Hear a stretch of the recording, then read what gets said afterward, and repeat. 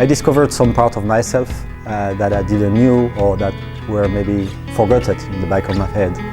And yeah, it's the union with people. I would say that it opened new views in your life and in your heart.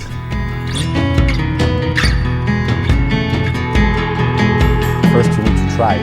I mean, you can go to classes and then to try for maybe a few hours during the weekend, but you will see that it's enlightening and you will fall in love with the team and with the practice.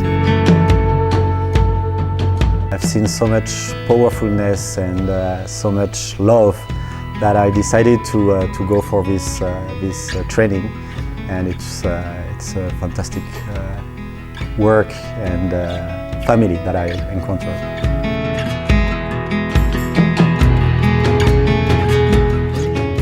What it means, imagine for me, love, happiness and friendship.